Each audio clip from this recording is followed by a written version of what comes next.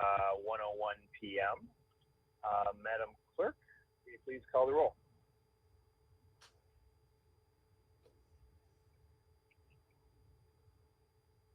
I see we Looks don't have. Looks we like We don't have a clerk. today. We don't have a clerk. I could call the roll myself, I suppose, if you'd like. Chris, I'm here. Oh, someone's here. Who's here? This is Wendy. Oh, we do have a clerk. Hi. I'm sorry. Oh, fantastic. Okay, great. All right. Well, if Madam Clerk, if we can call the roll, that'd be great. All right. Commissioner Woodward, Here. Gershenson, Here. Spiz,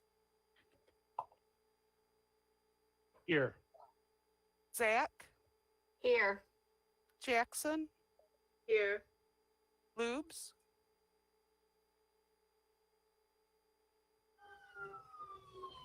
Miller, Commissioner Miller, Nelson, Here.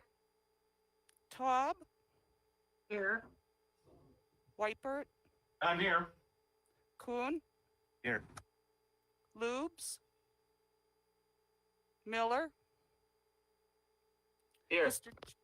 All right, Mr. Chair, you have a quorum. Excellent. Thank you very much. Moving to the Pledge of Allegiance. Chair, Mr. Ward, I just heard from Commissioner Lube. She needs the link sent to her again, please. I'm on the phone with her. Thank you. Thank you, Commissioner. If we could please rise for the Pledge of Allegiance. I pledge allegiance to the flag, the United States of America, to the republic for nation. All right, I'm breaking up, guys. One nation, indivisible, with liberty and justice for all. Thank you. And Commissioner Loops can come in while we get into kind of go through some of these formality issues, and we'll make sure that she's connected when we get to the regular agenda. That brings us to approval of the agenda, and I'd like to ask a motion to add under communications the report from Deputy Executive Sean Carlson. It's in our packet, but it's not on this agenda. So if we can move an agenda, adding that under communications, the COVID update on expenses, moved by Commissioner Gershenson, seconded by Commissioner Miller. All in favor, say aye. Aye. Opposed, say nay. Let the record reflect that the agenda is approved unanimously. And that will bring us to public comment. This is the opportunity during the meeting for members of the public to address us, and we ask folks to keep their comments for 3 minutes.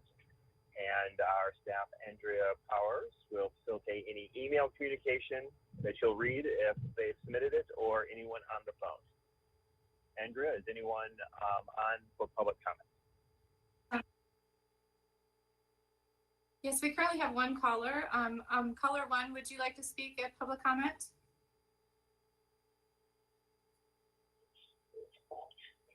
Yes, hi, this is Ben Gardner. I'm Michigan campaign manager with All Voting World, Michigan.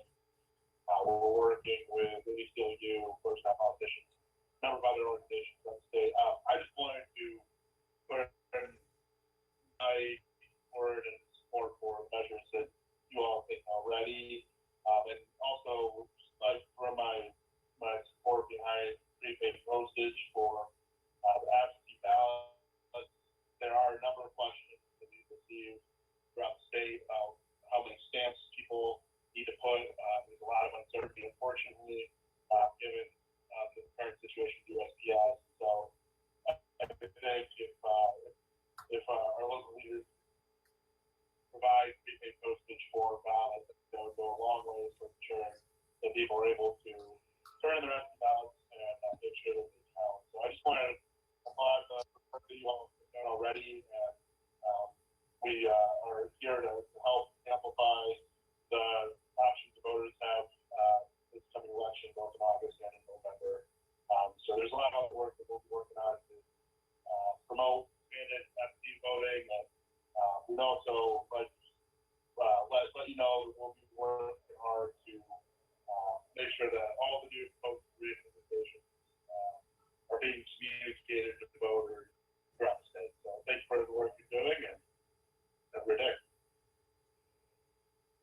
Andrea, who was that? Thank you. That was the. Could you repeat your name and where you're from? Yeah, I'm Ben Gardner, Michigan Campaign Manager with All Voting. It's Ed Gardner with the campaign. With what campaign? Ben Gardner with the Michigan, with the All Voting is Local. Okay, thank you. Thank you. Anybody else, Andrea? And that's the final caller. Nope, that's it. Correct. Great. Well, thank you very much. Seeing there's no other email and there's no one else on the line. I'll declare public comment closed. Thank you, Andrea. Thank you very much. That will move us to communications, which we just have the one item, and this is the update on COVID expenses. And so I don't. Mr. Carlson, I believe, is on. I get first thing is formality. Get a motion to receive and file. Moved by Commissioner Gershenson, seconded by. Someone give a voice. I can't see you. Seconded by Whiteford. Oh, is that, seconded by Whiteford. So any discussion? Mr. Carlson, do you want to give a quick overview? And then we'll open up for any questions that commissioners may have.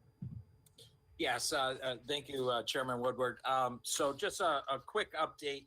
This deck might look, our presentation might look a little bit different in the past. What we are trying to do now is get aligned with the federal requirements for the CARES Act. And so, built this presentation based upon kind of a blend of what was previously reported to you, as well as some new requirements from the federal government. So if I could just highlight a couple of, we'll go to slide 2, please, if you would. Second slide. 31.5 million in COVID-19 expenditures. You could see of the appropriated spend, that's the 16.5 million that was appropriated in the pandemic appropriation. And I do have a slide at the end that I'll get to that speaks specifically to this aspect. So I'd like to just hold that for a second. And then there's two pie shapes, the 15.6 million, which is kind of a gold color, and then 2.6 or 2.7 million, which is that green pie chart.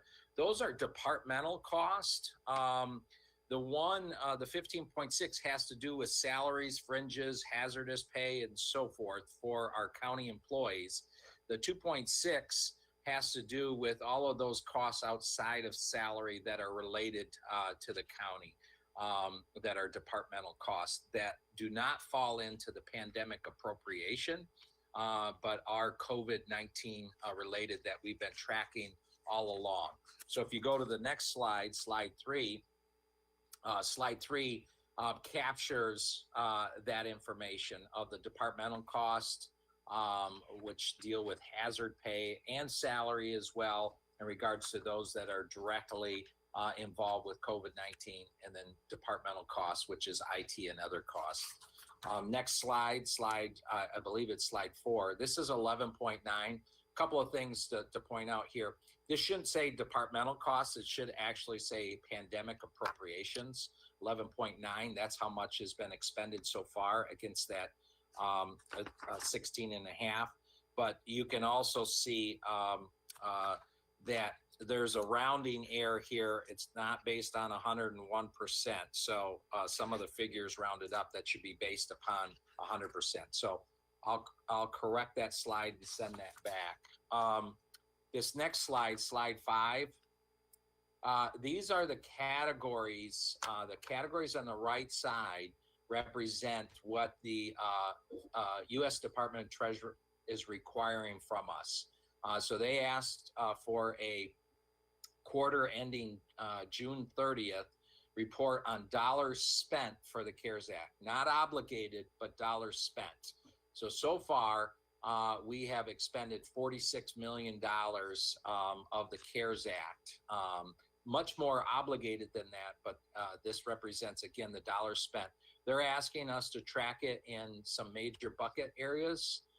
payroll for public health and safety employees, budgeted personnel and services that have been diverted to COVID-19. That's that green color there, and that represents 7% of that 46 million. Sean, Then they have, Sean, yes. excuse me 1 second. I'm sorry. We're not getting this. I don't know what slide you're on, but it doesn't look like what you're talking about. Okay. So Is I it- think it is total CARES Act spending 46 million. U.S. Okay. Department of Treasury is the slide that's on the screen in front of me. I'm assuming everybody's got that same screen. Okay, but some of the stuff you said I didn't see on the slide. Thank you. Okay. I'm sorry. Yeah, so the payroll for public health and safety employees, that represents 32%. That's the big blue piece there. And then the other big piece is 36% is that economic support. I'll climb into each one of these pie charts just a little bit more in depth, but the main thing is I wanted to let you know that we had a requirement of Friday close of business to report out to the federal government on the CARES Act, which we did. And we gave them this information of what has been expended so far. If you go to the next slide, this next slide captures some Board of Commissioners appropriations from the CARES Act. So you have the Small Business Stabilization Grant. You can see that's slightly before 12. That's 11.7. Now you might be saying, well, wait, I thought it was 15 million. I just want you to hold on to that for a second. This is what has been approved from the CARES Act. The Saving Business, Saving Lives grant, we did 300,000. Now we put that on top of 700,000, but that hasn't been approved for the CARES Act yet. You can see the financial coaching there for 334,000, and you can also see the workforce development support. You can see that this is in the green is appropriated. So it has not, and that is as of June 30th. Again, I just want to remind you, as of June 30th.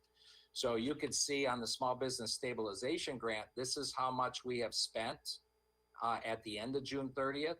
That number is a lot larger now since June 30th, but this was a report ending June 30th. Next slide. There's a couple other CARES Act grant programs, the Oakland Together Recovery Grant, which was 32 million. Of course, that was appropriated by you all. And then the PPE Resilience Grant with Automation Alley. And then we also the Veterans COVID-19. Again, there's been some spending on this, but that's been since July. This report is ending June 30th. So I just want to highlight that again. The next slide, if you can, is the CBT, Oakland Together CBT. Now you might be saying, well, wait, I know the Oversight Committee has met a few times, and I think we've expended because some of the cities, villages, and townships have been getting their information in. But again, this is as of June 30th. So there have been some payments that have already gone out. Once we run a report at the end of July, you'll certainly see a lot more spend there and obligation. Other government institutions was 5 million. And then the nonprofit organizations, that 10 million for United Way that helped us get it out to other nonprofits, all of that money has been spent. So that's, and that was all done prior to June 30th. These are all the ones that would fall under the category called economic support, which was that purple pie that we saw in the previous slides. Then we also have the Oakland Together Emergency Financial Assistance, I believe is at 17 million. And then Oakland Together School Nurse Program at 2 million. And then this last slide is the slide I just wanted to spend just a few moments on, which is this Small Business Stabilization Grant. If you all recall that there was 2.3 million that you did out of Oakland County's fund balance. This has not been formally appropriated under CARES Act yet, nor has the 700,000 for the Saving Business, Saving Lives grant. And then also the pandemic appropriation that we did 16 and a half for. And then we also have departmental costs related to COVID-19. So at some point in time, hopefully soon here, that we will take a look at this particular graph and some of these programs and make sure that we're obligating dollars, appropriating dollars for these expenses that are currently coming out of our fund balance and other departmental costs. So that's something that we'll have to look forward to, and we'll look to work to come back to the pandemic appropriation and make sure that we're accounting for these items. So that constitutes the report. There's a lot of detail that goes behind this. We're happy to share that information with you as we have in the past as well. But I just wanted to give you some highlights. So I apologize if I raced through that, and I'm happy to answer any questions. Oh, thank you very much, Sean. Thank you for this information. Is there any questions from commissioners? Commissioner Spitz. I just have one, and Sean touched on it in the end. If you could send that detail out, I'd appreciate it. Certainly will. Thank you. Any further questions?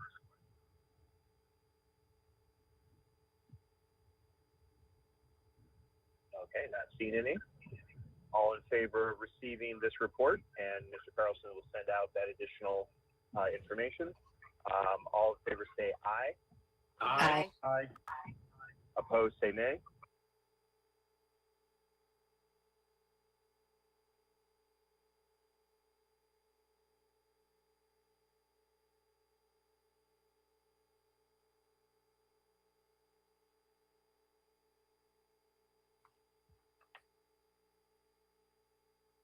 Did we lose Dave? Yep. Still there, Dave? Oh, I'm here. I'm there. I'm sorry. I muted myself. All right. Let the record reflect that the communication was received unanimously. That brings us onto the regular agenda. At this point, I'm going to hand the reins over to Commissioner Gershenson, who is in a better position to see everybody, make sure we recognize all questions. But for the next 6 items on the regular agenda, I'm going to hand the gavel over, the virtual gavel over to Commissioner Gershenson to take us through the next 6 items. Commissioner Thank Gershenson. you, Mr. Chair. Are you going to be staying on and listening though? Oh yeah, I'm actively going to participate. Okay, so we're moving on to the regular agenda, and the first item is Board of Commissioners creation of Oakland Together absentee ballot program for all Oakland County voters. Can I get a motion? Woodward will move. Moved by Commissioner Woodward, seconded by Commissioner Nelson. Is Commissioner Quarles on the call? So, Chairman Woodward, do you want to speak to this? Certainly, I will give this a general update. I mean, I think it's pretty self-explanatory. This is a recommendation that came out of the Safe, Healthy, and Secure Elections Advisory Council, made up of local clerks, our elections division chief, local democracy advocates, and so forth. Some communities in Oakland County had made the decision to do this already following the beginning of the global pandemic. Some other communities across Michigan have. As we as a county has taken a position to encourage as many people as possible to vote by absentee. And I believe now we have upwards of enough. I mean, the number of applications for absentee ballots in Oakland County is larger than that who had voted in the primary 2 years ago. This is looking to November because those ballots are already out. But we want to remove all the barriers that are potentially in the way of people participating in this election. One of those being that 2 stamps, a regular first-class stamp and an additional one, whether it's equal amount or a smaller amount or what have you, is a barrier to participating, and we want to make certain that people can return their ballots without the barrier of having to find a stamp. And if you're someone like me, there aren't stamps often available in my home because I do everything electronically. So it is a way to remove this barrier, to make it easier for people to cast a ballot by mail. This is on November. It'll happen in 2 ways. One, that it will be we'll pay the postage via a vendor who will process and send out the ballots, and we'll get billed for the ballots that come back. In some cases, some communities have printed up their envelopes and might make a decision to affix postage. I'm thinking of a small community that was thinking about it. One of the clerk in Rose Township participates on the advisory council, and just given the size of her community, thought that she could manage it on her end, and then we would reimburse the clerk's office for the cost of that. But this would be allowing to ensure that all voters in Oakland County are treated the same way. Return postage would be provided to everyone who decides to cast a ballot by mail, and we know it's going to be the largest amount in county and state history coming up. So Thank you. I can answer any additional questions. Okay, I have Commissioner Taub. Anyone else interested? Oh, Commissioner Wecker. Okay, Commissioner Taub. Thank you. I think this is a wonderful idea. In fact, I think it is terrific. However, I do have a couple questions. We don't have franking privileges at all at the county level. We don't have what? Franking privileges. Franking. I don't know what that is either. Franking. That means some governmental units have governmental postage paid automatically, as opposed to having to put postage on. Well, Commissioner Taub, franking is the practice of sending out communications to the public. You're talking about a postal permit. No. Well, okay, that doesn't matter. My next question is this. We have a lot of large communities, the one in which I live in particular, that have already ordered their envelopes. And they're going to have probably 10, 12, 15,000 people voting by mail. So I think it would behoove us to pay the labor as well, particularly in these large communities, because someone either has to run it through the postage meter or put stamps on it. And as you know, there is no 70-cent postage stamp unless you're getting married. So if anyone's getting married, you can order the wedding stamps or the big wedding envelopes. But other than that, we're stuck. So it will be considerable labor, excuse me, and probably a two-step process. So I don't know how I would make a motion to do this, but I would like to make a motion that we also include the labor of having, for those who have not, who've already printed their ballots. Does that make sense to you? Yeah, I understand. Yeah, that makes sense. And so let me, this number is built on two things. You're correct. Some people ordered all their anticipated ballots for the primary and the general. Some ordered just enough for the primary. Some ordered primary and a little for the general, and they'll order again. The most efficient way to do this is to reprint envelopes with the postage stamp, the return, a prepaid postage already that goes through the post office, and it will scan and says, okay, you owe this much postage.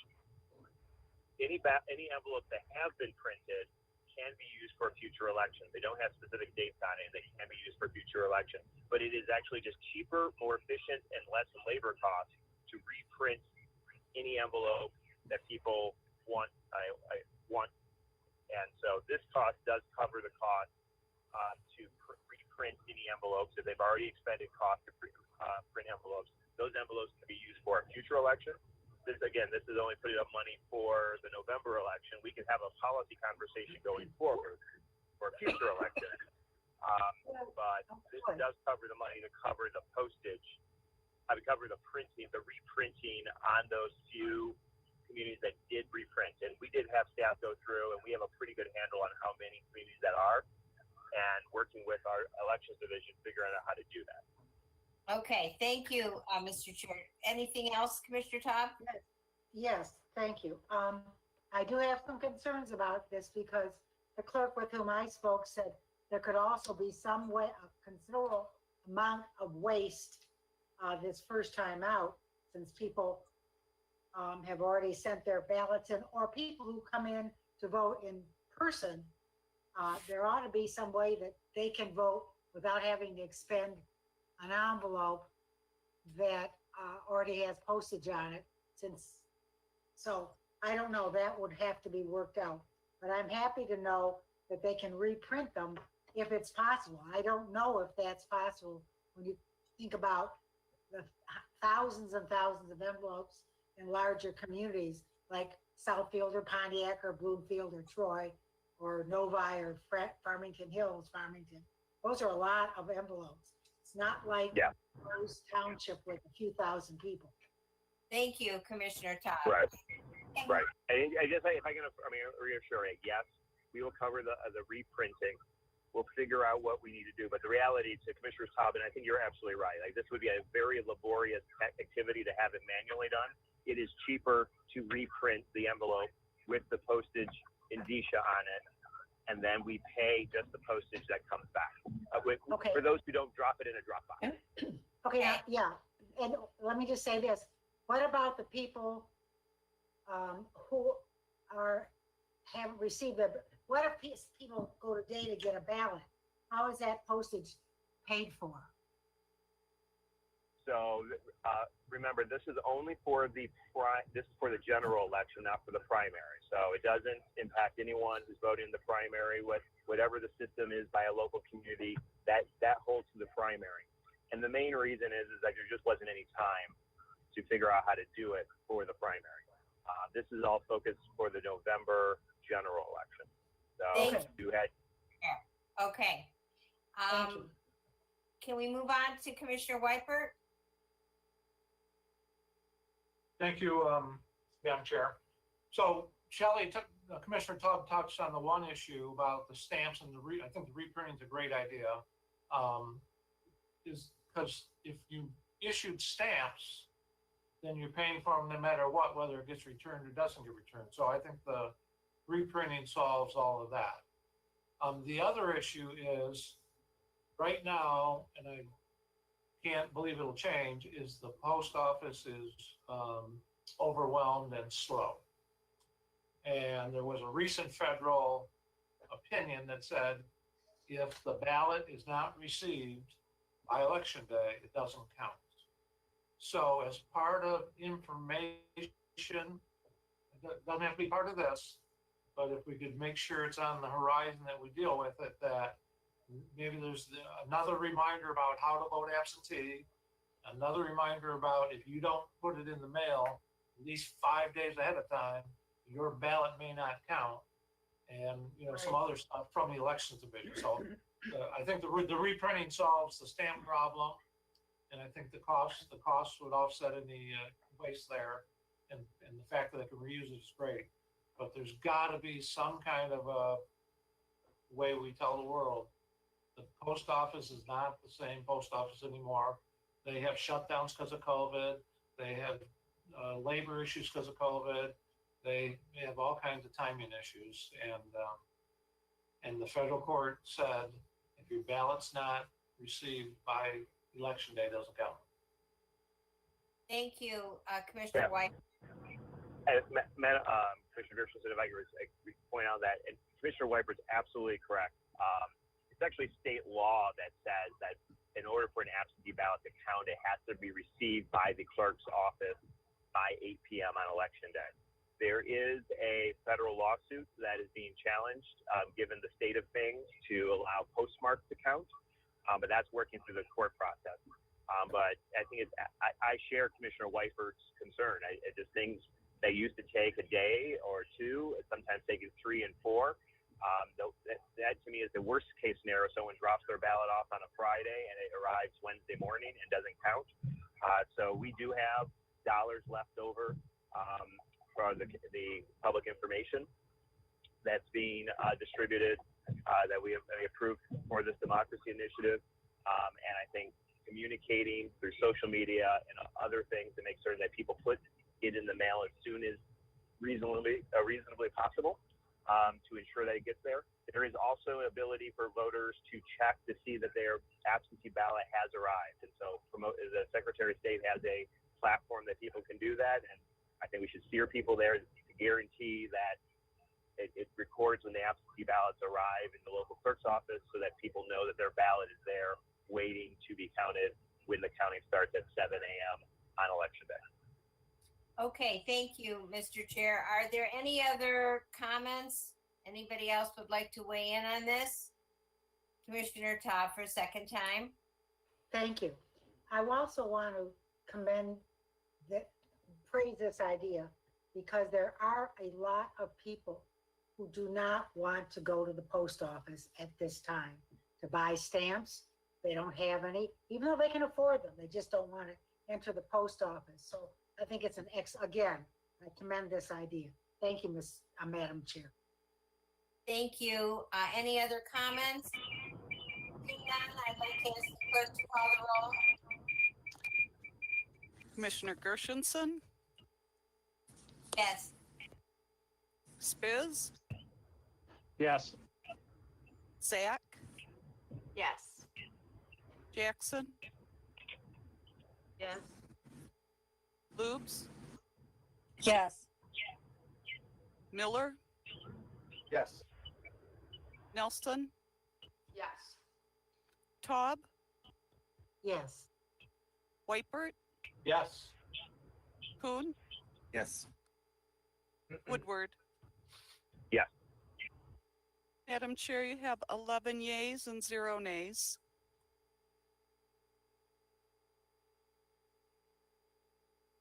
Oops, sorry. A sufficient majority of the resolution has passed. So we are going to move on to item number 2, authorize grant funding to implement Vocera touchless communication system to protect healthcare providers and patients at McLaren Oakland facility. Can Madam- I? Yes, Madam Chair, yes. we have some economic development folks that are on the line. Is there any opportunity that we might be able to get them to go now or maybe right after this item on the agenda? Sure, after this item. Okay, thank you. So I need a motion for number 2, please. Commissioner Jackson Woodward. moves Okay, it. I'll second. Woodward And will second. Woodward seconds. Commissioner Powell, is she on this call? I don't see her. Does anybody have any comments about this item? I believe Mr. Ward can recognize people who are on this call that can speak to the opportunity that this resolution allows for. Mr. Ward, you Yes. want to introduce? We do. We have Deidre Wilson from McLaren Health on the line. Deidre, do you want to introduce yourself and speak to this proposal? Sure. Thank you. My name is Deidre Wilson. I'm the Corporate Vice President for Government Relations for McLaren Healthcare Corporation. And on behalf of McLaren Healthcare and McLaren Oakland, I wanted to thank the commissioners for looking at this opportunity for funding for the Vocera system at McLaren Oakland. As we've gone through this COVID pandemic, what we've really recognized is that there are some opportunities that we've identified with medtech and innovation, with some unfortunate circumstances, but with some possibly good outcomes moving forward. And the system is one that we were looking to pilot prior to COVID and have been able to implement to a piloted degree, but with the support of the commissioners could fully implement. And it really is a safety feature, a wireless communication system to help our frontline workers and patient care, COVID ICUs, behavioral health units. And I think it's just the first step in many that we're looking at for future tech and innovation. And it really comes at a time where we certainly are recognizing that we need it the most. So I just wanted to thank the commissioners for looking at this opportunity, and we appreciate support and look forward to future opportunities with the commission on behalf of McLaren. Thank you very much for attending. And is there anyone else that wants to weigh in on this resolution? Commissioner Spiz. Yeah, just a generic question. Sure. I think communication is a great idea. Anything we can do from a technology standpoint to improve things. I'm just wondering, why are we doing this just with McLaren, not other locations, or have we had this conversation with other hospitals within Oakland County?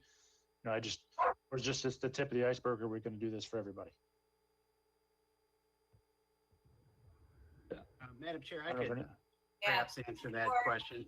I think Chris Ward should answer that one. In this case, we've had conversations with several of the hospital systems and talked to them about opportunities for partnership on the coronavirus relief funds. And they came back with this particular proposal, and you'll note in the resolution, they were able to leverage some private funds. I think it's $135,000 in private funds. And so I think in talking with the chairman and the administration, the thought was, we're able to take these CARES Act dollars and make them go even further by, partnering up. I think Flagstar Bank gave $50,000. There were additional private funds that were donated. And so whenever we're able to leverage private funds, and generally speaking, the Board of Commissioners finds that pretty favorable. So I don't think this is by any means the end of the discussion. I know you have another proposal before you on this agenda from Beaumont. So there'll probably be more if additional proposals come forward, but this was one of several conversations that were had. Thank you, Mr. Ward. Any further discussion? Commissioner Spiz? Yes, I'm just wondering, have we confirmed that these funds can be used from the CARES Act? Is that confirmed that we're allowed to use it for this cause? I know we've given out grant monies, but we haven't created a specific grant for this either. I do believe that it's within, based on my read of it, but there is language in there that this is contingent upon, review and approval of the council, the county's council, the CARES Act council. Okay, thank you. Any further discussion? Or Commissioner Spiz, are you done? I'm done for now. Yes, thank you. Yep. Any further discussion? Seeing none, I'll ask the clerk to call the roll on item 2, please. Commissioner Spiz, I'm going to vote no at this time. Zach, Yes. Zach, Jackson, Yes. Lubes, Yes. Miller, Yes. Nelson, Yes. Taub, Yes. Whitebird, Yes. Kuhn, Yes. Woodward, Yes. Gershenson. Yes. Madam Chair, you have 10 yeas and 1 nay. A sufficient majority having voted to move this resolution, and it has passed. So now, if there are no other objections, Deputy Carlson has asked to move 6 up. Is this a relatively short presentation? Well, let me jump in real quickly, Sean, before you, and I want to apologize because I did talk to Sean before this. The consultant that helped shape the economic development and community affairs strategic plan. There's also going to be a presentation to finance. And the idea that we wanted to create an ability to get this in front of as many commissioners as possible so that we could ask questions without having to convene a special meeting to do so. And so this is, we've got a lot of firepower and personnel that's on. So I meant to actually move it up and I forgot to, so I apologize for that. Okay, so I'll take that to mean that it is not a short presentation. We're going to try to be as brief as possible though, right?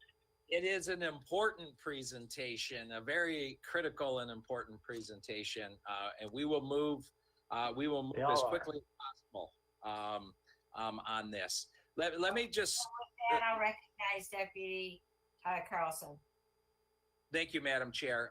So just real quick, and I think Laura Dodd will be joining so that we have somebody working the presentation. So if we don't, pardon me? Here we go. Okay. All right. So again, you heard last week in the budget presentation the importance of our ecosystem here in Oakland County. You also heard in the presentation when I was talking about our economy, some of the salient points of our GDP, that we're one of the top counties in the country. And it's important for us to maintain this robust ecosystem, but also to lean in and look forward. And that's why we've been working on this strategic plan. It was our intent.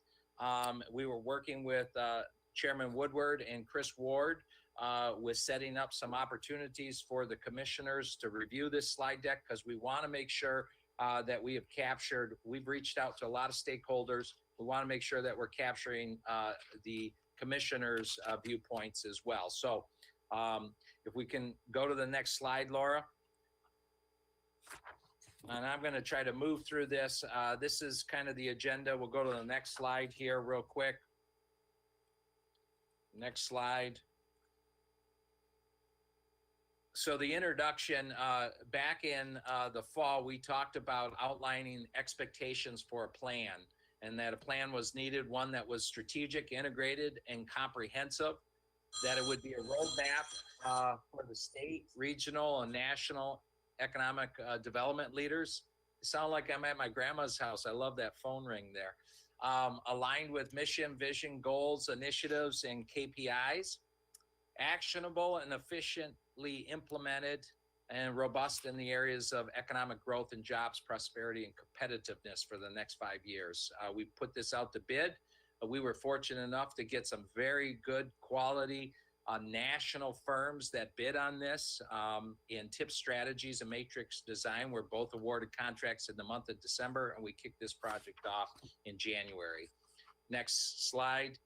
Next slide represents the task list. You could see that we kicked this off, demographic and economic analysis. We did a SWOT analysis, which stands for strengths, weaknesses, opportunities, and threats. We've also looked at how can we better partner with some of the other economic development organizations in the region and across the state, as well as looking at our own economic development team and assessing our capacity and capability there to execute a 5-year plan. Review and assess our assets. In particular, we looked at the airport and our IT, which are 2 tremendous assets that we have as a county, and engage key stakeholders and then draft an economic development plan. So that is the task list. Next slide. I'm going to turn this over to Jeff, who is running Tip Strategies and will be their spokesperson here. Go ahead, Jeff.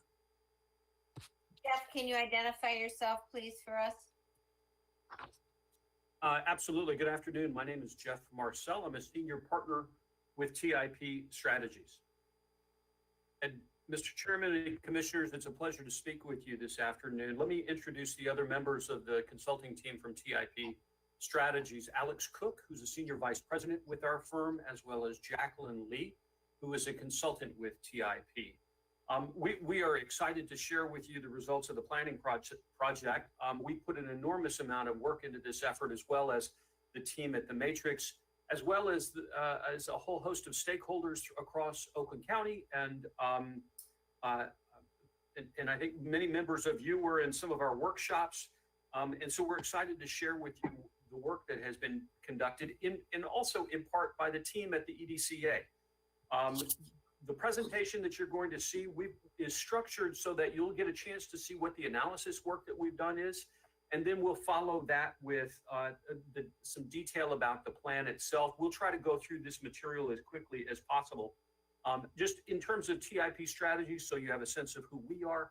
As Sean said, we're a nationally known economic development and workforce development strategic planning firm. We've worked in over 300 communities around the country. We've done a fair bit of work at the county level, currently doing a project right now in Harris County, which is where Houston is, and we're working with Harris County to establish their first Department of Equity and Inclusion. We just finished, just at the tail end of last year, finished a strategic plan for Charleston County, South Carolina. But we work with municipalities, regional organizations, as well as states themselves. We've done a lot of work in Michigan. In fact, currently now we're on our 3rd engagement of working with the Detroit CEO Group on a workforce development project. We're also working with the Detroit Funders Collaborative. This is a group of foundations in the Detroit area, and we're assisting them in aligning their giving related to racial equity. We've also done a strategic plan for the Grand Rapids area and several projects in the Saginaw, Michigan area as well. So we've got a fair bit of experience in the state of Michigan. Now let me turn it over to our partners at the Matrix to introduce themselves. Hi, good afternoon, everyone. My name is Charlie Parham. I'm a vice president with Matrix Design Group. I run our government consulting services group. Matrix is a firm that's headquartered out in Colorado Springs, but we have about a dozen offices around the country. We also happen to have a dozen different centers of excellence. We do planning, civil engineering, environmental, economic analytics work, that type of thing. We have about 160 employees, and we've been in business for about 20 years. Go ahead to the next chart. Matrix's offices are spread across the continental United States, and we also have an office in Guam. The dots that you see depicted here are the various projects that we've done, depending on which center of excellence. The two red dots that you see in Michigan happen to be work that my group has done in government consulting services. We've been working up in Michigan for 5 years now, started with the Michigan Economic Development Corporation and the Michigan Defense Center, helping them do some strategic planning and trying to help grow the defense industry within the state. We've also done some specific work with the Michigan National Guard and the Air National Guard. Our firm is practicing principals. Our CEO, Sal Najumian, has also been involved specifically with this project, and our lead economic analyst is Matt Schwab. Also on the phone with us today is Dr. Aaron Schmierbeck from Able Operations. Able is a workforce analytics firm that contributed to this effort. We've been longstanding partners with them on a number of different projects, and so we look forward to sharing the results of our efforts today. Thanks. So we wanted to share with you the project timeline. This has been an extensive project. It's been a comprehensive project. We started back in January, and I won't go into each point in the timeline, but I will share with you the three-phased approach that we've taken as a part of this effort. We started in January with the discovery phase, and this is where we do a quantitative analysis looking at economic and demographic data, but we also do a qualitative analysis. We held a series of workshops. We've done several focus groups and conducted one-on-one interviews. Combining that qualitative and quantitative information has provided us with a foundation of understanding about what's happening in Oakland County. That led us to the opportunity phase. And this is the phase where we started to evaluate and look at the various programs that are taken on by the county. We've started to look at and build a vision for the EDCA team, and then started to identify strategies and initiatives that would help realize that vision. That has then taken us to the implementation phase of the project. And this is where we work really closely with the team at the EDCA so that everyone is on board with what kinds of programs are going to be put in place, what do those actions look like, and what are some metrics associated with those actions so that you can evaluate success. We've had multiple rounds of revisions with the team and are very comfortable with where we're at with the planning document as it is today. We can go to the next slide. And we wanted to give you a quick overview so that you had a sense about what the framework of the plan looked like. And I'm going to ask Jacqueline if she can share and describe this slide for you. Sure. So we didn't want to bury the lead. This is the high-level overview of the plan, which is very comprehensive and detailed. This just gives you a sense that with input from stakeholders and staff, we helped come up with the new mission and vision for the department with the hope that that will help unite everyone's work. The bulk of the plan is organized around three major pillars. The first is business vitality and diversification. The second is around community development. And then the third is talent. And then at the bottom, you can see there are also 5 guiding principles for the work of the EDCA team. So we'll definitely go into much more depth about this later, but just wanted to give you a sense of the framework. And then for the rest of the presentation, we'll talk about how we arrived at this.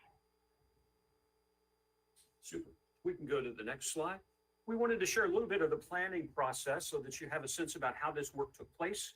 And so the first thing we always do is start with the project goal. And really the ultimate purpose of this entire body of work was to make sure that the EDCA is serving the people of Oakland County in the most efficient and effective manner possible. We identified data-driven strategies with a plan that provides clarity on what the EDCA should be doing, how they should go about doing that work, and how to measure success. Let's go to the next slide. Here you'll see the various components of the planning process. I won't go into detail on each one of these, but I did want to highlight two areas that I thought might be of interest to you. The first, during the discovery phase, we did under 1.2, you'll see the partner network. And what we spent a fair bit of time cataloging and speaking with organizations across the county that conduct economic development or workforce development activities in some way, shape, or form. And we did that because we wanted to have a sense about who was doing what in the county and understood what their capacity was.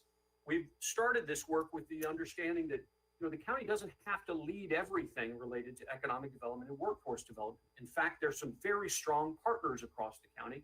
And we wanted to identify the most appropriate role for the county to lead efforts, but then also look to other organizations to guide and lead efforts as well.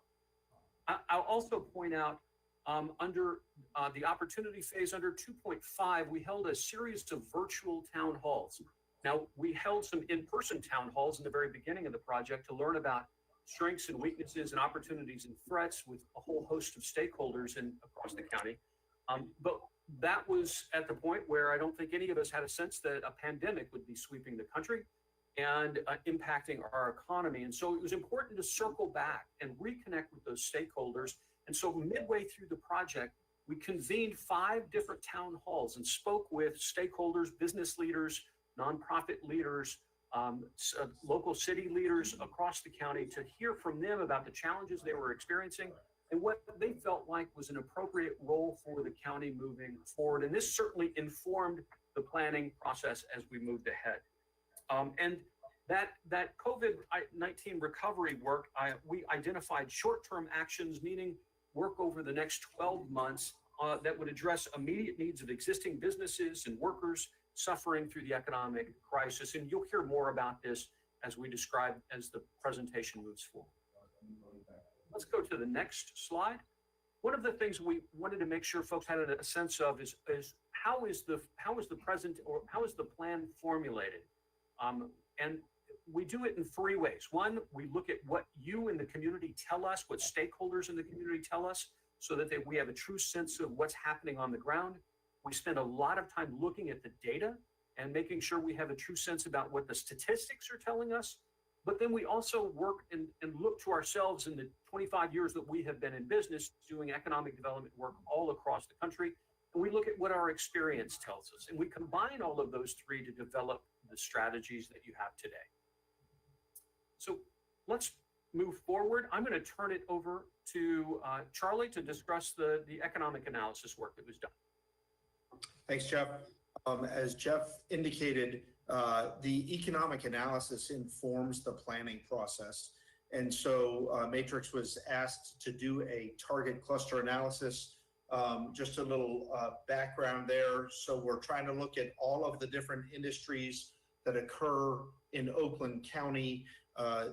A lot of people are familiar with NAICS codes. There are nearly 1,000 different NAICS codes, which help classify businesses and where they work. And then those get clustered together depending on how you want to analyze data.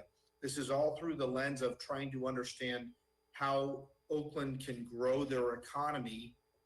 And so you look at this through the lens of local clusters and traded clusters. Local clusters are those businesses which service generally inside Oakland County.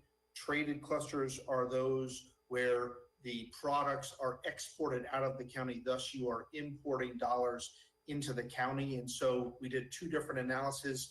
We started with a baseline of what's called the Harvard Business Clusters. Those are generally looked at across the country as some common standards. And then once we presented that data to the EDCA team, we refined that and we decided to align ourselves with the Detroit Regional Partnerships clusters so that we could see how Oakland County is fitting into the region in a larger picture. And so those clusters that we looked at are those 8 sub-bullets that you see under there under Detroit Regional Partnership clusters.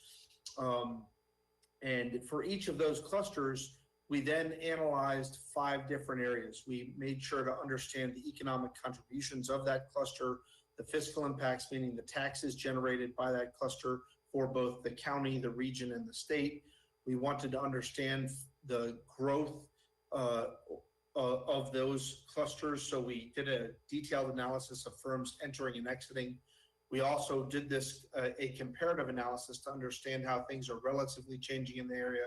And finally, we did a detailed workforce assessment because we know that the most critical part for growing businesses is having the right workforce. And we were able to, once we determined which are the best opportunities for Oakland, to then say, where do they stand in, where do you all stand in producing the workforce that's necessary to feed those? And we were able to do that in a quite detailed fashion by getting down to the individual occupations and skill sets and identifying which universities or colleges offer those skill sets.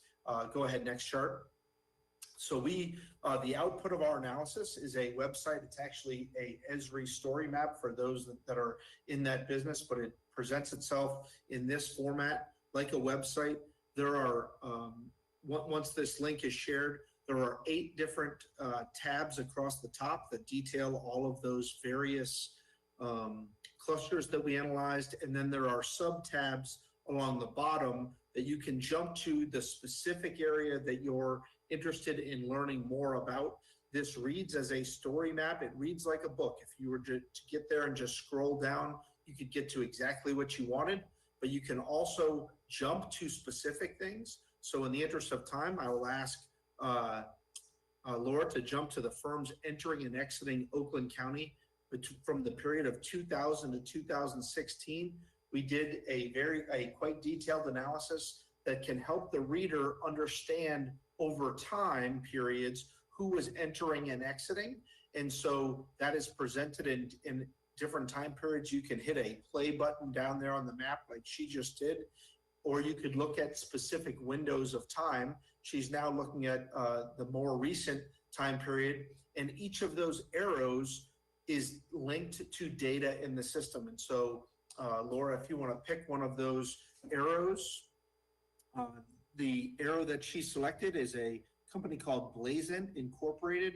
They had, if my eyes are not failing me here, I believe it's 58 employees that came to Oakland County, and this data shows you where it came from and where it is going. And so this is powerful information to Oakland to understand by different cluster how things have changed over time, and it can help them determine where in the economic development strategic plan where to focus their efforts.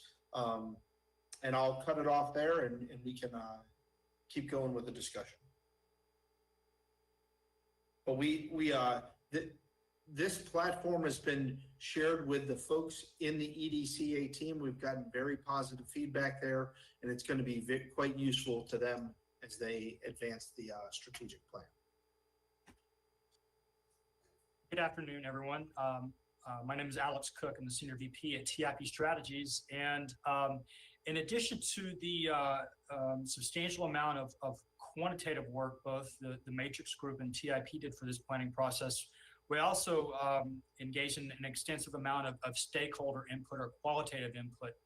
I just want to summarize for you what we did over the course of the engagement. Some of you may have participated in some of these efforts along the way.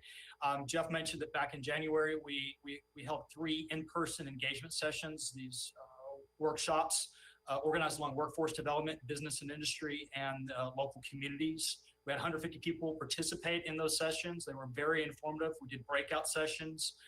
Both the Matrix group and the TIP team helped to facilitate those discussions. We followed that up with those 5 virtual town halls in early May that Jeff described to get more specific input from those same participants on sort of appropriate responses to the COVID pandemic on behalf of the county.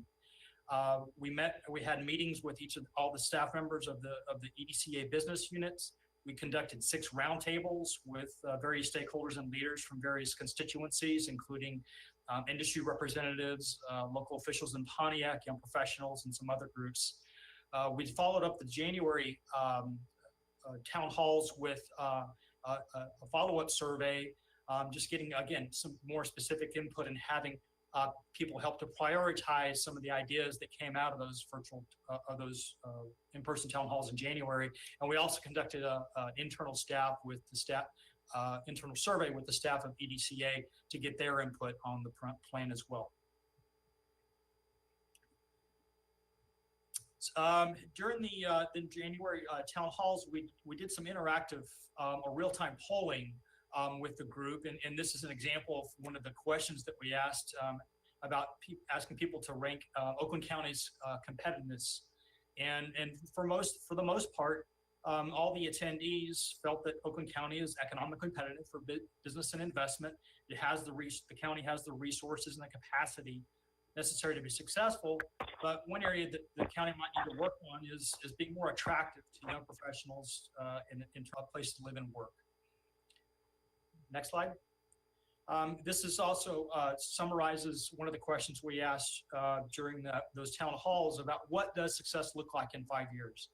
And so this sort of illustrates a number of the different responses that we got. A couple of those include robust entrepreneurial ecosystem, the county becoming leaders in innovation and the opportunity for all citizens, regional transportation system, a more vibrant Pontiac, city of Pontiac, increased diversity and sustainable growth, and more regional collaboration and prosperity. So this slide summarizes really the major themes that came out of all of that qualitative input, all those engagement sessions. The first one being equity and inclusion, or greater degree of inclusion and equity. That was a message that was consistently communicated to us throughout the process. Economic diversification. The county has been one of the most successful counties in the United States in terms of its economic growth in the industries and the skill sets and the firms that have been built up in the county. But over the long term, there needs to be a greater emphasis on diversification to make sure Oakland County is vibrant and diverse and dynamic over the long term. To continue the county's efforts in improving and growing its talent and workforce.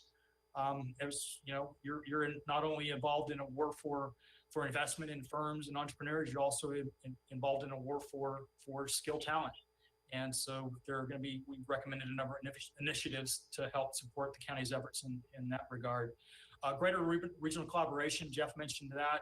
We feel like there are additional opportunities for the county to rely on other partners to help carry out some of the initiatives and to support those partners in being more successful. And then quality of place. As I mentioned, the county and EDCA have done a fantastic job on investing in the communities in the county. Main Street program being an example, and those efforts were lauded by many of the stakeholder participants, but again, a greater emphasis on how can we make this county a more attractive place for new residents and to keep our existing residents. Next slide. So with that, I'm going to transition to the SWOT analysis that Jeff mentioned, and you know, again, how do we come up with a SWOT analysis? What the stakeholders told us, what you all told us, what the data tell us, and then again, you know, our own national experience, our own eyeballs as being economic development consultants who have worked in a number of places around the country. And the way we presented the SWOT is somewhat different than you might have seen in the past. These concentric circles represent the different layers of influence that you all have on your economic competitiveness. So the closer you get to the circle, it's more local and regional assets. You go out to state, national, and global. And the reason why we do this is because you can't do an economic development analysis just in the vacuum of the local community. You have to look at how weaknesses and threats and opportunities and strengths at the various levels impact your economic development program. So this might be a little hard for you all to read, but this is just kind of summarize some of the strengths that we identified. And again, the farther you move away from the bottom left-hand corner of the slide, the less influence you might have as a county on these issues or topics, but they're still important. You have to consider them in your economic development program. So for instance, some of the local strengths that we identified, you have a very strong, the county's in a very strong financial position in terms of your county fund balance and your bond rating. You have a nationally renowned Main Street program. You're home to a highly educated workforce and a high concentration of engineers. And you have a real international diversity here, both in terms of the investment and the firms that are operating in Oakland County, but also the number of international residents that are living in your county. Next slide. Some of the weaknesses that we identified and were identified by us, by some of the stakeholders for us, lack of regional transit was mentioned a number of times as a challenge that this county faces. Equity and inclusion is something that the county needs to provide, make additional efforts to improve on, especially in some of the disadvantaged communities in the county. Though, the county is home to some really strong entrepreneurship and innovation assets. There needs to be a broadening and a deepening of those assets and a strengthening of the ecosystem as well in terms of the innovation ecosystem. And actually one of the items that's connected to that is the lack of venture capital funding for entrepreneurs in the county. But that's also something that most communities around the country face as well. And then weak regional alignment. Again, traditionally the county may not have partnered as closely as it could have with some of the other economic development related organizations in the Detroit region, but a lot of people mentioned that this needs to be strengthened as well. Opportunities that we identified, the defense and aerospace industry initiative was something there was a lot of, I think, enthusiasm for. I will temper that there's going to have to be some patience along this. This is going to be a longer term play in terms of industry diversification within the county. Alignment across the Detroit region. Again, that was what I mentioned with, in the weaknesses, that additional partnership activities with other organizations to support the economic development initiatives in the region. Applying Industry 4.0 to your existing manufacturing firms. I think we made some recommendations on how some partnership activities that the county can support to help your existing businesses become more competitive in the increasingly challenging environment of advanced manufacturing. Equity and inclusion in this is obviously an opportunity for the county to focus on, and that includes revitalizing Pontiac and other distressed communities in the county.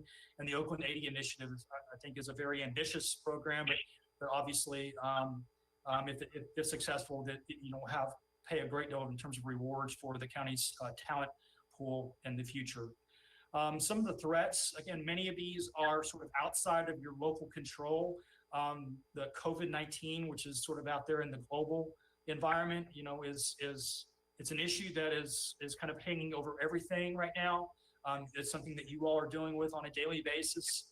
And so we had to put it there because any short-term activities that have to be taken into context of COVID. And I will say that when we organized the strategic plan, we did a timeline about 4 different aspects of it. There are ongoing initiatives. There's the short-term stabilization efforts that we recommended on just helping the businesses and the talent pool sort of survive the current situation. Then there's economic recovery, and then the longer-term diversification. So all the strategies we put together for you were in that we've identified them along those sort of 4 different timeline indicators. Let's move on to the next slide. I'm going to have Jacqueline describe for you the partner network analysis that we conducted. Yeah, so along the theme of increasing regional collaboration, one of our tasks was to take an inventory of what other organizations in the region are doing, the region and the state are doing related to economic development. So we took a look at 20 different economic development organizations in the region and the state, and then mapped out what they're doing in the space.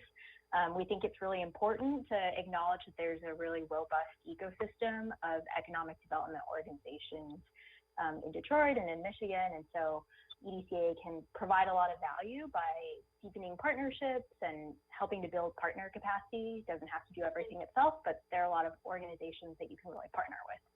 So next slide. This gives you a snapshot, I know it's hard to read, of what the analysis looks like. So on the left-hand side is the list of the 20 organizations that we took a look at. The top colored bars are the different economic development and workforce development functions that we mapped. And so it includes things like business attraction, community development, workforce development. We just kind of mapped out which organizations are involved in which aspects of economic development. Again, the takeaway here is that there's a really vibrant ecosystem of organizations doing this work, and there are a lot of places where EDCA can be partnering and kind of providing strategic and focused value by leaning on others in the region. I'll pass it to Charlie. So I'm actually, this is Sean, I'm actually going to jump in here, and Charlie, Matrix Design did do a staff review for us and did a nice job on that, just kind of outlining and looking at our long-term strategy here and understanding our capacity and capability to make sure that we are structured and aligned the right way to be able to deliver in the future. As you know, the community and home improvement passed the Board of Commissioners about a month ago, or at least 3 weeks ago, as well as the Veteran Services, where community and home improvement went under Rudy Hobbs over in, I believe, Health and Human Services Department. And then Veterans Affairs is coming under Workforce Development, and you all have voted on that. I just want to let you know that that's in part a lot of work that was done here by TIP Strategies and Matrix Design in regards to this plan, giving us the confidence to make those moves. There's other things that we need to do with the Planning and Economic Development Services. In particular, you just heard about we need to do a better job of partnering with a lot of the different economic development organizations. We don't need to be first chair on every project. We need to understand whether we're first chair, second chair, or third chair. Sometimes in a supportive role, sometimes in a coordinating role, sometimes in a quarterbacking role. And that's how we're going to get operational efficiencies. And that's how we're going to deliver the plan. So a lot of work has gone in here. There's still some more to come to you, the commission on in the days ahead on this. But I just wanted to share that and highlight that just briefly. Charlie, anything else to add on that?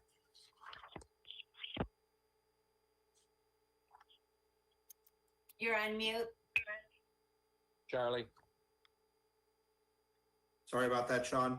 My only amplification there would be that as the plan is beginning to be executed, that our recommendation is that you all realign planning and economic development, the remainder of the team to align towards supporting this plan, which we view as breaking into 3 areas, and that would be people, business, and community.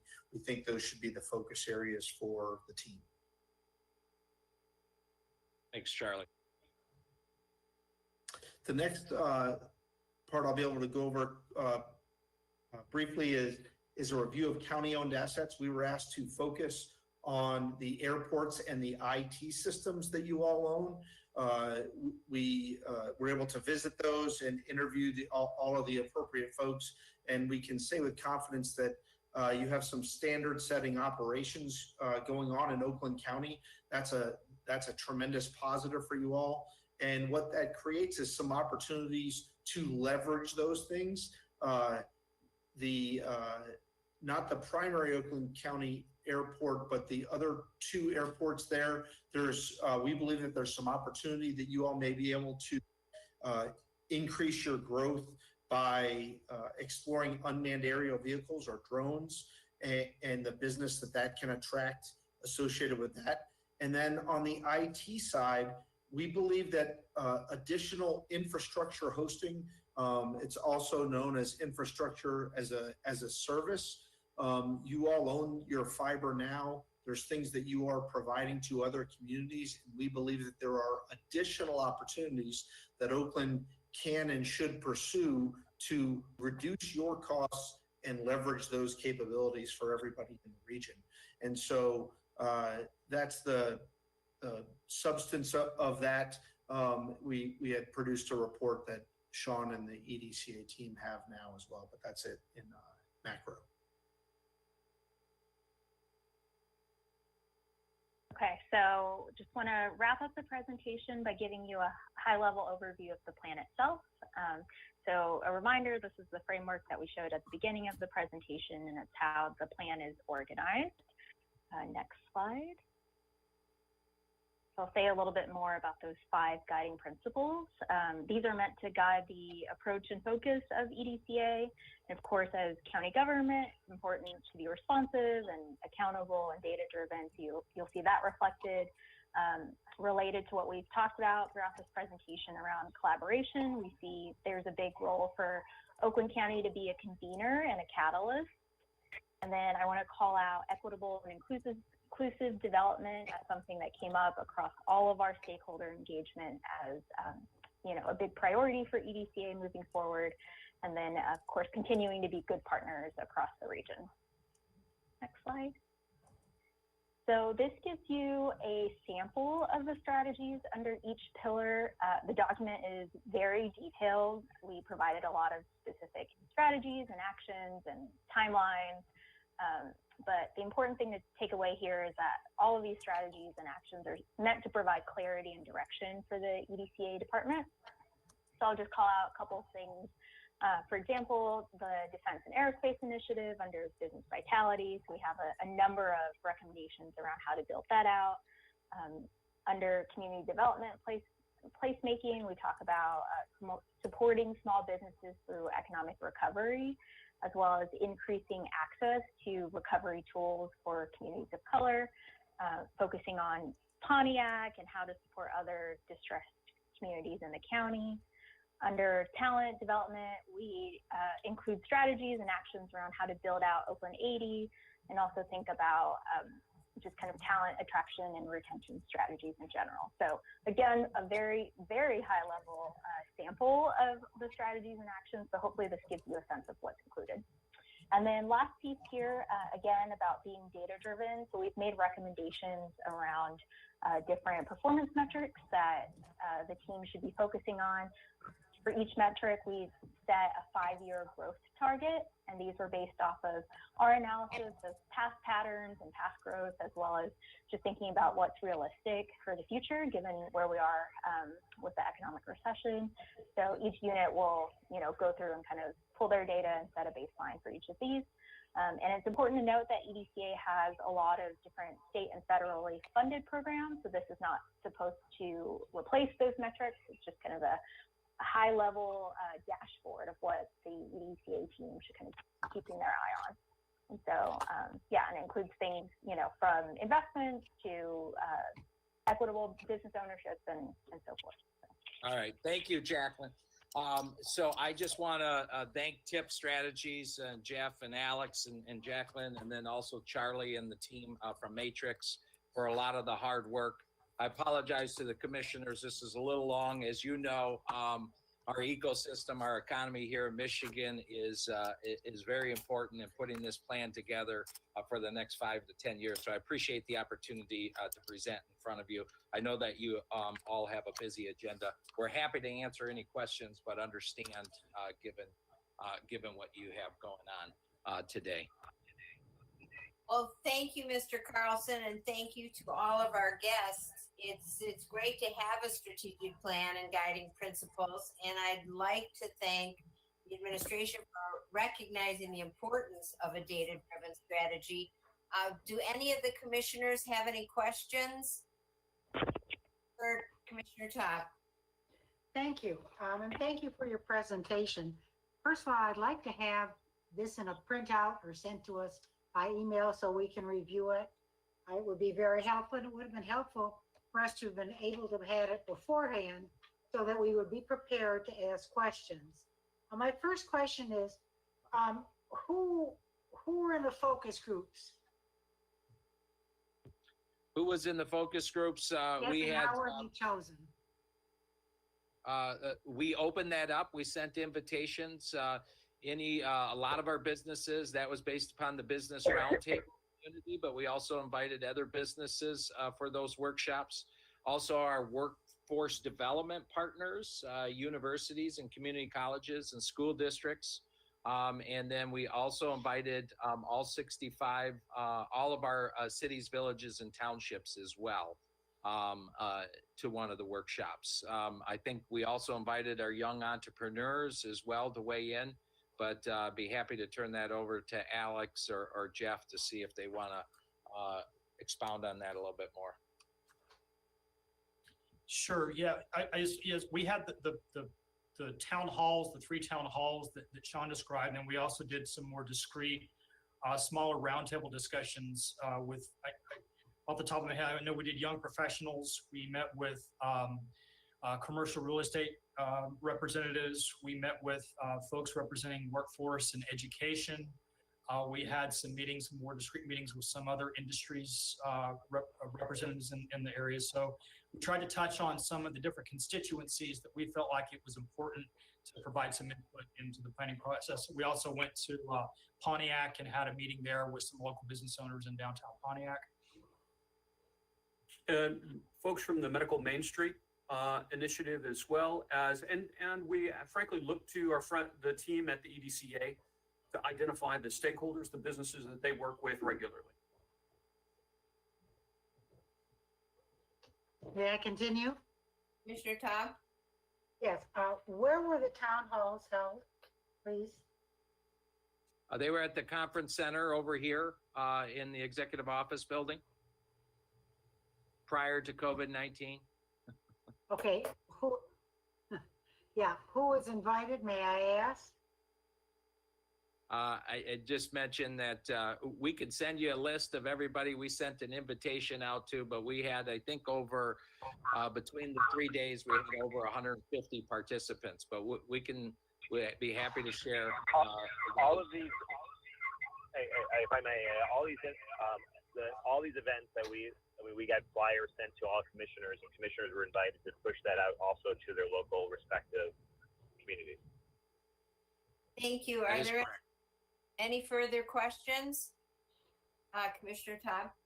Yes, when you did your transportation study, did you also do a density comparative study with other regions that have mass transit, such as New York, Chicago, Boston, Los Angeles? In other words, did you do a density study? We didn't actually do a transportation study itself. That was just one of the issues, and we attended some meetings regarding regional transportation, but we're not engineers. You know, we didn't do a separate study focused on transportation. That was just one of the issues that came up through a number of the discussions. Okay, and may I follow up, please? Okay. With your eco study, did you speak to the Water Resources Commissioner and the people who handle his lake boards? I will look into that information in regards to who was on the list. I believe that we invited folks, but I can't speak specifically to that, Commissioner. And Sean, if you're coming to finance, then maybe you could just bring that information for commissioners, and maybe you could send this out ahead of time to. Yeah. And so if any other questions will go through finance. Is there anyone else that would like to comment on this report? Well, again, thank you all so much for your time. And Sean, we will see you on Wednesday at finance, and we'll see the rest of you as well. So thank you very much. Madam Chair? Yes. Could we please take number 4 and 5 next? They've waited long enough. Excuse me, 5 and, yeah. We have some people here from Beaumont and somebody from the Road Commission, and they've waited long enough, I think. I'd like to apologize to those folks that are on the agenda. I was not prepared. I wasn't prompted for this report. So I would never have had people that were on the agenda had to wait. So before I bump Commissioner Miller, I'd like to know if that's okay with you, Commissioner Miller. You have 2 items on the agenda. I guess I can comply with that one for today. Okay, thank you very much. Then we will move on to 5, which is, or where's the Road Commission one? 4. Okay, so we'll do 4 then, William, if that's okay, and we'll just add 3 to the end. So let's move on to 4, which is amendment of Oakland Local Government Partnership Program policies to include the Road Commission for Oakland County as a qualified local unit of government. I need a motion. Commissioner Miller, supported by Commissioner Zach. Is there any discussion? Anything you want to add? is Dennis Kolar on? Or I saw Andrea Lalonde was on it. Would anybody from the road commission like to speak to it, or Commissioner Miller? Yeah, I was going to suggest, well, first I want to, myself and Commissioner Spiz, we're running with this resolution, so I want to thank Commissioner Spiz for his hard work too in this. And I was going to actually ask if Dennis or Andrea would like to speak on this. Thank you, Commissioner Miller. This is Andrea Lalonde. I just wanted to extend my appreciation for at least the consideration of the inclusion of the road commission. At this point, it feels, and Dennis can speak to this a little bit more clearly, that you guys are our only hope for any kind of reimbursement for our COVID costs. At the last review, we were just shy of $1 million in expended costs to continue working during the pandemic. And yeah, I mean, we're already looking at some massive budget shortfalls simply because of the reduction in our MTF anticipated through the end of this year and obviously in the next year as well. So Dennis, I don't know if there's anything that you would like to add, any more explanation or your appreciation as well. No, I'd be happy to add my appreciation for the consideration. I know most of you and have worked with you through the years, so I mean, I appreciate the opportunity to look at us as being eligible. You know, road commissions are a little bit of a unique agency, and I think, you know, when they're putting together the funding or writing that CARES Act, nobody thought about folks or agencies like a road commission, as we're kind of like behind the scenes essential workers. You know, we were out there taking care of the roads because we had to during the COVID, and we've experienced similar costs just like you at the county general government level. So with that, I'd answer any questions. I'll just add, we're looking at, we're guessing maybe $10 million reduction in our MTF revenue for this year. And we're looking at 11 or 12 million for next year. And really those are just swags because there's no way to really know where we're going with this COVID. Well, thank you, Dennis and Commissioner Lalonde for coming. And does anyone have any questions for our guests? Oh, I'm sorry, Commissioner Spiz your hand was up before. Did you want to add? No, I'm all set. No, I'm all set. And then I see, was it Commissioner Weiper? Yes, thank you. So have we checked with other counties? I know different counties have different structures on the road commission, but is this an issue coming up with around the state of Michigan with county road commissions and road commissions? Has anybody check that? And when you Dennis, when you say we're having budget shortfalls, most of the CARES Act can't be for revenue replacement, and it has to be COVID-related expenses. So, you know, it's the way, I know it's how you word it and how you structure it, but so those are the two questions. Yes, there's opportunities for other road agencies to apply directly to the state. And if you remember just last week, there was a publication from the state saying, you know, apply for COVID reimbursement, you go directly to the state. Well, right in that application process, it says is that if you're within Oakland, Macomb, and Wayne counties, that you have to deal directly with your county government. So I think that kind of dictated, because I believe the CARES Act money came directly to Oakland County or the big major urbans, and the rest of it's being distributed through the state. Now, with regard to our revenue, that's information for all of you. What we're applying for our costs that are directly related to COVID. I was trying to give you a flavor of where we're at as far as what we're looking at revenue wise, and you know, that's affected. We've canceled projects. Thank you, Dennis. We do appreciate you both giving us that background. If you're not speaking there, we definitely need to turn off your mics. Okay, is there anyone else that wanted to comment on this item? If Commissioner not, Gerson, Woodward would like to say something. yep, Thank you, Dennis and Andrea, and both Commissioner Miller and Ms. Biz for bringing this forward. I think, I mean, as a government entity, it's an appropriate use of resources. I guess my question is really two things. One, how are you working with our procurement team for PPE and those types of things? I mean, the county has definitely been providing that support to first responders in hospitals and local governments and so forth. I mean, are you working with our team to be able to acquire that? I'm just thinking from a cost savings measure. We've been buying a lot of it. I can't imagine you guys could get it cheaper, but at least coordinated and working with each other. Yes. And I don't know if you have the details, a sheet that we sent over, but there's a sheet that when we're talking about PPEs and things like that, it'll say no invoice. Those are materials that we received from county emergency management. So yes, we did. However, as we all know, early on here, you folks are running short and we were buying whatever we could lay our hands on. Great.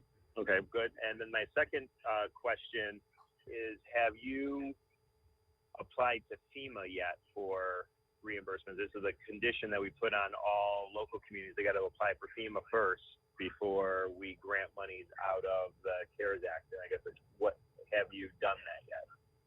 Yes, we've had conversations with FEMA and it's not not looking very good at all. Like, is that conversation? Have you submitted a reimbursement? We have Commissioner Woodward, we have submitted our costs, same sheets I hope that you have in front of you. And I don't have the formal denial. I'll have to talk to my director of finance. But it was the last conversation I had with her. They weren't entertaining us. They were again pointing us in your direction. All right. Thank you. oops, sorry. Thank you, Commissioner Woodward. Are there any other, Commissioner Wiper?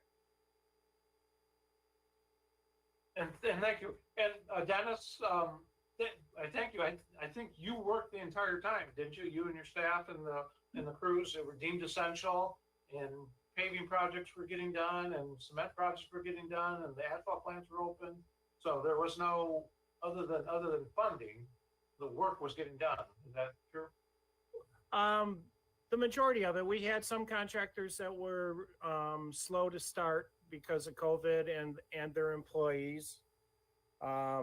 We split our hourly workforce into two groups and worked them 3 days, 3 10-hour days, and gave them 10 hours of on-call time. And that was, again, what a lot of folks were doing were similar things as trying to separate the workforce and keep the exposure down between the number of employees.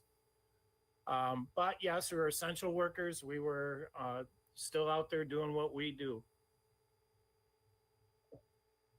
And we do appreciate that to our road commissioners and to Mr. Kolak. Any other questions? Commissioner Kuhn?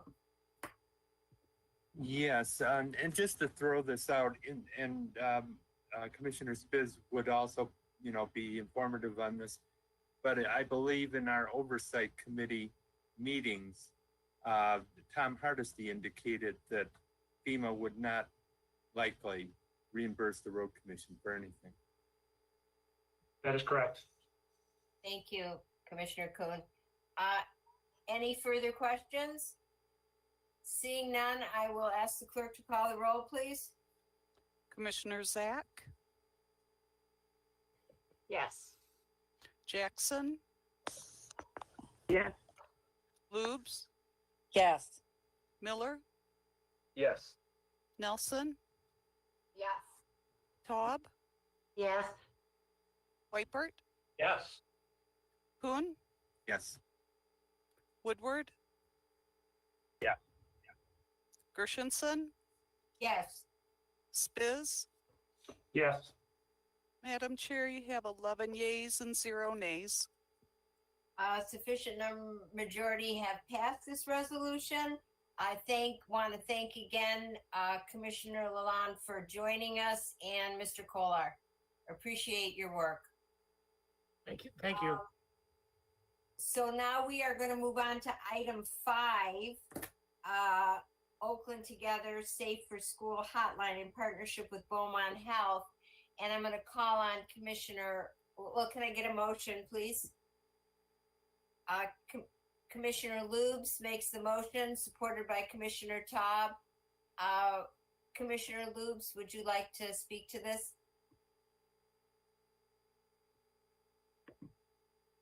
You're muted. Thank you. And I'm sorry, say it again. Would you like to speak to number 5, item number 5? Is there anything you wanted to add to the agenda? I apologize. I don't have the agenda up. Will you read the item? Yeah, this is the partnership with Beaumont Health, the Safe for School hotline for the parents of children that are going back to school. This is one of those.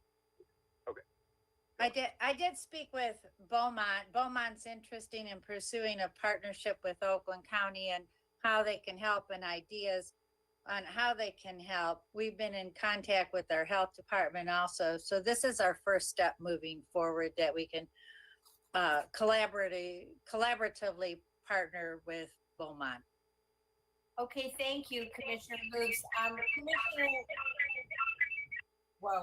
Commissioner Woodward, did you want to add something to that?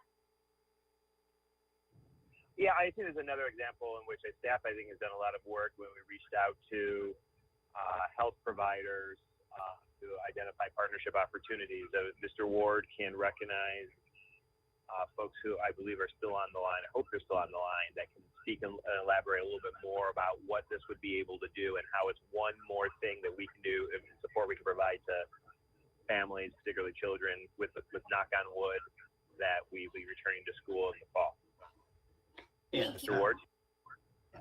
Yeah, thank you, Madam Chair and Mr. Chairman. This, as Chairman Woodward mentioned, this was a conversation we began a little over a month ago with Beaumont Health as our #1 employer and, of course, a premier healthcare provider recognized throughout the country. We were looking for opportunities to partner up with them, and I think many of you recognize that during the height of the pandemic, they rushed a lot of their excess capacity of their healthcare resources into the emergency room. And as a result of that, they ended up having to do quite a lot of layoffs. So we began conversations with them about how we could take advantage of this opportunity to utilize the excess capacity in their healthcare system to take a benefit of that and put it to work for Oakland County residents. So one of the results of that conversation was the proposal that's before you today. And we have Megan Petsko-Sweet on with us. Hopefully I didn't murder your last name there, Megan.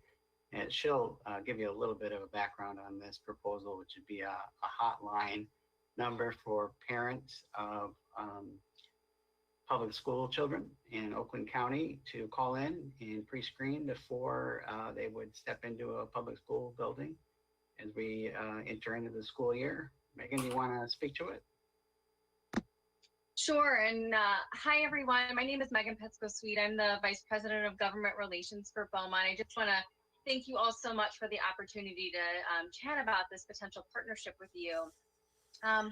You know, as a parent of a young kid, I think there is nothing more terrifying than waking up in the morning to a kiddo who is not feeling very well. And so given that Beaumont has treated and tested the most COVID patients in the state, nearly 52,000 individuals, we feel we have quite the clinical expertise to help parents who may be in a predicament between those 5 a.m. and 8 a.m. hours, Monday through Friday, as the school year commences. So our idea with this hotline would make it available for parents to call if their kiddo is feeling under the weather and get an assessment over the phone by one of our nurse practitioners. If our nurse practitioner feels then that the child should be seen in person, we can either connect with their family medicine doctor, pediatrician, or if they don't have either one of those, one of our 12 urgent cares within the county to provide a same day appointment for parents and children to be seen. We feel it's another tool in the toolbox to give parents, especially as we embark upon the school year, whether it be virtually or in person, to make sure that children have access to either COVID testing or care that they may need should they be feeling under the weather, particularly during this pandemic. And then I think most importantly, we will then provide a referral back to a school nurse, for contact tracing should COVID testing be positive. So we want to make sure we are closing that loop and being accessible for the county and the residents and parents. Thank you very much for joining us. Does anyone have any other questions or comments? Commissioner Taub? Yes, I'm not certain as to the number of school children in the county. Would anybody know that, Penny? What is the question? I don't know the number of Is the children. is the I'm sorry, go Right. ahead. There are about 200,000 students that go to public school across Oakland County. Okay, and there are about 2,000 students who don't go to public schools based on statistics, state statistics. So we're gonna leave them out. We don't care if they get COVID. Is that the goal? I think we ought to include all children in this. What if you're saying that they don't go to school? No, they They're go to a homeschooled? parochial school, or they're homeschooled, or they go to a private school. No, or they go to charter schools are included. So I think we need to include all the children there. Every child in this county, in my personal opinion, is worthy of having this service. That's my statement. And my question to Megan, if we have 2,000 kids, children, or maybe we have 2,500 or 3,000 total going to school in Oakland County, can your phone system handle 200 or 300 or 400 in a morning? Thank you so much, Commissioner, for that question. I really appreciate it. Yes, we have looked at this and we have the staff to accommodate those calls should they come in at any given day. Okay, thank you. Thank you. Mr. Chair, thank you. Mr. Okay. Chair, are we? If I could address Commissioner Taub's question, because we had this question come through with the school nurse proposal, and Commissioner Kokendorfer asked the question. Came back to us when we did the water bottling station proposal 2 years ago. There's a couple of different court cases that address whether we can support private schools. I think Commissioner Hoffman had asked this question. And we can research it and try to get an answer to this specifically for Commissioner Taub, if you'd like, whether we could provide this service for parochial schools. I would like that, Mr. Ward, because this is a different thing. We're not providing things. This is healthcare. And I think Beaumont would like to treat every single child in this county, not just a selected group. That's just my gut feeling. In the case of the school nurse program, they did reaffirm that we could not provide the school nurses. But I would be happy to follow up on this if you'd like. Thank you, Mr. Ward. If you could follow up and you could let us know before we vote on the floor. Right. We will ask for a formal opinion to see if we can. I mean, if we can, I don't see there being any objection to adding all the students. Right. Thank you. Commissioner Weipert? I think there was a Supreme Court case decided last week or week before about public funding for all schools. So that something happened in the last 7 to 10 days, so which might impact this. So we'll get an update before we vote on the floor. Are there any other, Commissioner Zach? So I just have concerns from the logistics standpoint. I think this is a terrific program. I just worry and encourage Beaumont to have a system. It's 5 to 8 in the morning, and we've got to have the appropriate technology, nurses, because if parents can't get through, in a timely basis, they're going to be upset with us. So I want to be assured, Megan, that you do have the logistics to provide this necessary service. Thank you, Commissioner, for your question. Yes, we do. During the height of the pandemic, we were able to stand up a hotline for anyone to call should they be exhibiting symptoms. So we've done it before, and we can certainly do it again. Okay, thank you very much. Thank you, everyone. Any further questions? If not, I'd like to ask the clerk to call the roll, please. Commissioner Jackson? Commissioner Jackson? Loops? Yes. Miller? Yes. Nelson? Yes. Taub? No. Whitebird? Yes. Kuhn? Yes. Woodward? Yeah. Gershenson? Yes. Spiz? Yes. Zach? Yes. Jackson? Yes. Madam Chair, you have 10 yeas and 1 nay. A sufficient number of commissioners have voted in the affirmative, so the resolution does pass. And I'd like to thank Commissioner Miller for his patience. And we are on item number 3, reserve additional funds for the school touchless water bottle filling station from the county's CARES Act. Madam Chair? Yes. I'm so sorry, it's Barbara. There was an amendment for the resolution. It was missing the budget amendment. You have it in your package. Okay, thank you. So, Commissioner Miller, would you like to move the amendment then? And can I get a second? No, wait. Is that on the For last item 3? Okay, I thought I was doing it right. I could make a suggestion. Why don't we just do it on the floor rather than Okay. reconsider the vote and do it over again? Okay, Is that okay? Yeah, I would recommend that. so, can I get a motion to approve the resolution? Commissioner Miller, and a second. Commissioner Nelson, is there any discussion? Commissioner Miller? Yeah, this is a resolution to add the 300,000 to the drinking water station program that we approved early on.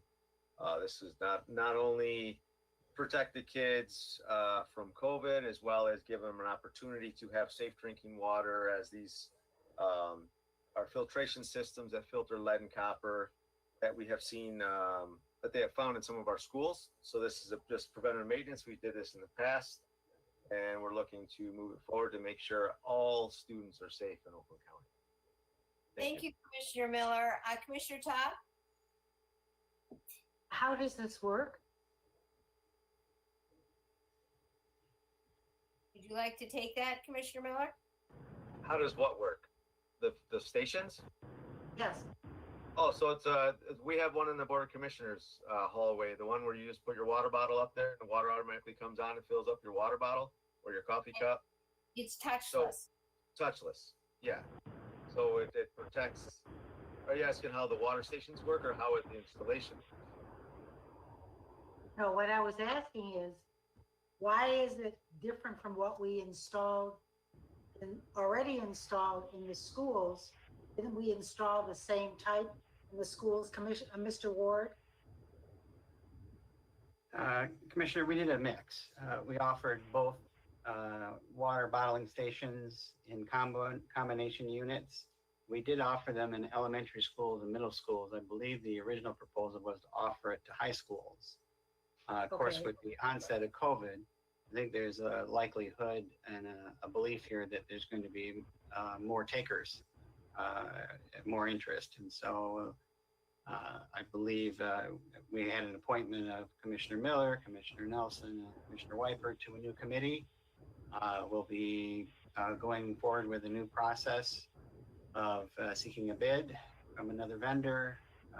With the passage of this resolution, we'll have $600,000 to see if we can leverage those dollars to go farther again, like we did before, to offer the units to schools, and we'll put out the applications to districts to find the interest from schools and come back with a distribution plan. Okay, so may I follow up, please? So just as we did in the past, we offered this for sale to non-private schools. Is that correct? I believe that would be the plan if we followed the, our proposal from last time around. We limitation that we cannot provide the units at our cost, but we would work with the vendor at the cost that we lock in, at that bulk price, with the time limitation that they would have to, take it from the vendor within whatever limitation the vendor would have. Okay, thank you. Thank you, Madam Chair. Thank you, Commissioner Pop. Any other comments? Chairman Woodward, were you trying to get? Yeah, please. Yeah, thank you. I just want to remind you, when we did this before, we limited, because of the dollars that we had, we limited it up from K through, I believe, age 12. In some cases, that's in a middle school. Sometimes the junior high is after that. And so that's kind of where we put these dollars. And so this initiative would allow us to afford to go to the schools that we weren't able to touch directly, and possibly even help those that we might need more of these devices. I think it worked out incredibly well last time. And as Mr. Ward said, basically using the same formula, same approach as last time, that we can get these units to where they need to be and help keep kids safe with the touchless nature of these water fountains. Okay, anyone else have any other comments? Seeing none, I'll ask the clerk to call the roll. Commissioner Lubes, Yes. Miller, Yes. Nelson, Yes. Taub, Yes. Whitebert, Yes. Kuhn, Yes. Woodward. Yeah. Christensen, Yes. Spiz. Commissioner Spiz.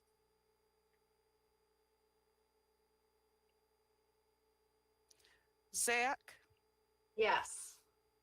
Jackson, Yes. Commissioner Spiz. Yes. Madam Chair, you have 11 yeas and 0 nays. Thank you. That resolution passed unanimously. So is there any other business to come before this committee? So I'm going to call this meeting adjourned then, and we will meet again. The next meeting that I have scheduled for this committee is July 27th at 1 p.m. or at the call of the chair.